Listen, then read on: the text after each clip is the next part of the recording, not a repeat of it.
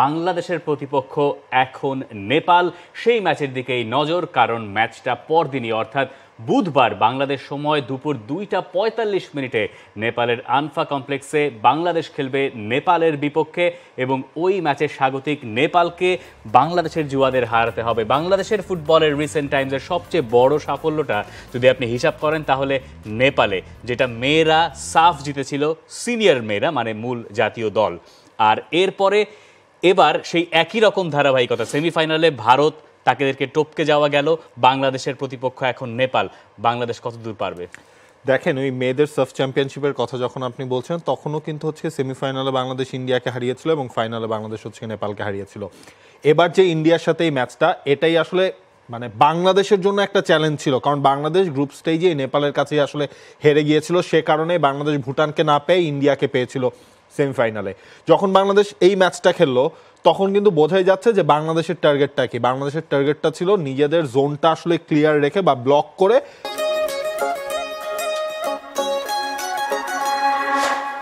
Bangladesh counter আসলে গোল দিতে চায়। এই হিসাব করে পুরো ম্যাচে বাংলাদেশ অন টার্গেটে শট করেছিল একটা, সেই একটা থেকেই কিন্তু বাংলাদেশ গোল পেয়েছিল। সেখানে রাহুল তার একটা ক্রস এবং সেখান থেকে আসাদুল মোল্লার ফিনিশিং। এই সেলিব্রেশনটা বাংলাদেশের জন্য একটু স্পেশাল, কারণ যখন খেলাটা হয় ইন্ডিয়ার এগেনস্টে তখন আমরা কিন্তু দেখি ক্রিকেট, ফুটবল, অন্য যে কোনো ডিসিপ্লিনেই হোক সেই উদযাপনটা হয় একেবারে বাদ ভাঙা।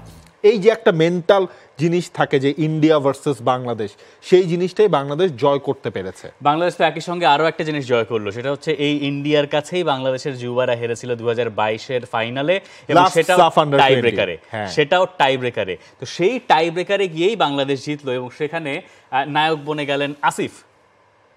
দেখেন, যদি সব ঠিক থাকতো আসিফের ম্যাচটা নামারও কথা না। হ্যাঁ, আসিফ হচ্ছে ধরেন সেকেন্ড চয়েস গোলকিপার, কারণ এখানে মেহেদী হাসান শ্রাবণ রয়েছেন যিনি ন্যাশনাল টিমেরও গোলকিপিংয়ের দায়িত্বটা তিনি করেন। মেহেদী হাসান শ্রাবণ যখন ম্যাচে ইনজুরিতে পড়লেন তখনই কিন্তু আসিফকে নামানো হলো, এবং এমন দিন আসিফ নামার পর দুটা পেনাল্টি তিনি সেভ করলেন, যদিও একটা গোলও কিন্তু বাংলাদেশ কনসিড করেছিল। সেখানে আসলে আসিফের খুব একটা বেশি দায় নেই।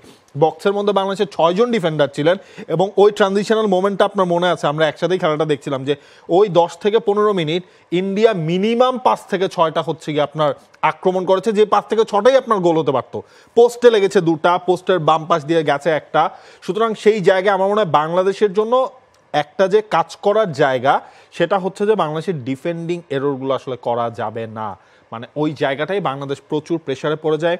ইনফ্যাক্ট হচ্ছে আপনি যদি খেয়াল করেন এই ম্যাচে কিন্তু বাংলাদেশ একটা রেড কার্ডও পেয়েছে। রেড কার্ডটা কে পেয়েছে? বাংলাদেশের সেন্টার ব্যাক কামাচাই হচ্ছে সে রেড কার্ডটা পেয়েছে। সুতরাং এই জায়গায় মারুফুল হককে একটা চেঞ্জ আসলে করতে হবে। সাকিব এবং দুখু দুই পাশে 2 ফুল ব্যাক রয়েছেন, মাঝখানে আসলে আমরা দেখি যে ওই কামাচায়ের উপরেই কিন্তু ডিপেন্ডেন্সিটা আসলে বেশি থাকে, এবং একই সাথে তপু যথেষ্ট ভালো খেলছিলেন ওই ম্যাচটাতে, বেশ কিছু ব্লকও করেছিলেন। এবং শেষ পর্যন্ত যখন গোলকিপার পরিবর্তন হয়ে গেল ম্যাচের 65 মিনিটের সময়, সেই সময়েও বাংলাদেশের ধীর স্থির ভাবটা লক্ষ্য করা যাচ্ছিল না, একটু সময় লেগেছে। বরং 75 মিনিটসে যখন ইন্ডিয়া ইকুয়ালাইজ করলো ম্যাচটায়, তখন বোঝায় মানে তার আগ পর্যন্তই আমরা আভাস পাচ্ছিলাম যে ইন্ডিয়া যে কোনো সময় আসলে ইকুয়ালাইজ করে ফেলবে।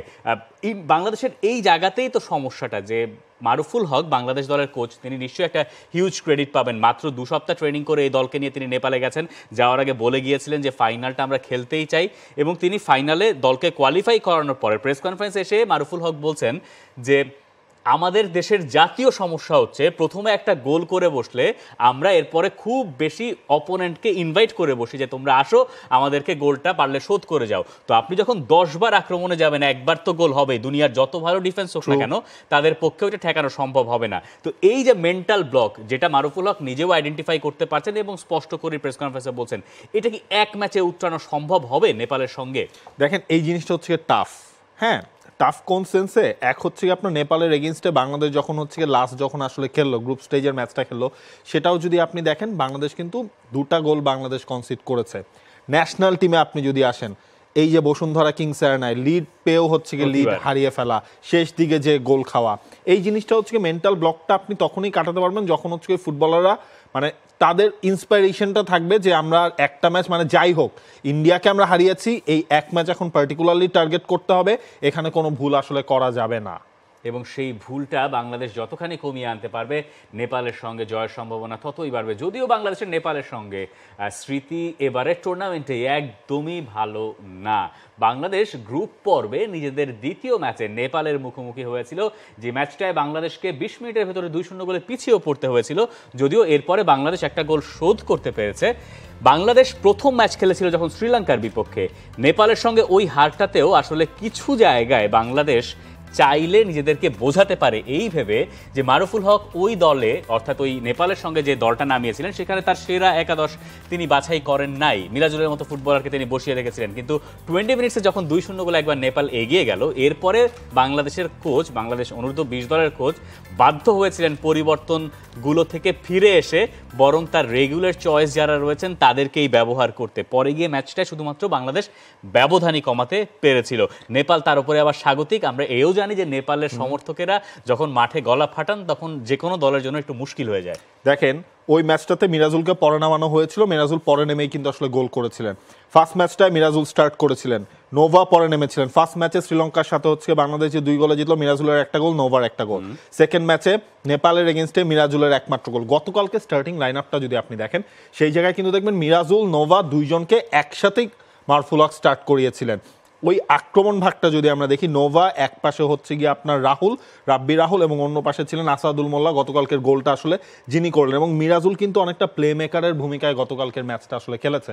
হয়তোবা এই লাইন আপটা নিয়েই নেপালের এগেনস্টে নামবে এবং নেপালের রোড টু ফাইনালের কার্ডটাও আমরা দেখব। এবং এরই সাথে আপনি যদি দেখেন নেপালেরও কিন্তু একজন মেইন ম্যান রয়েছে, 19 বছর বয়সী নিরাজন ধামি, যিনি এখন পর্যন্ত এবারের আসরে 2টা গোল করেছিলেন এবং ব্যাক টু ব্যাক লাস্ট 3 ম্যাচে সবকিছু যদি আমরা হিসাব করি 3 ম্যাচে, এই আসরের আগেও একটা ম্যাচ, সব মিলিয়ে তার 3টা গোল রয়েছে।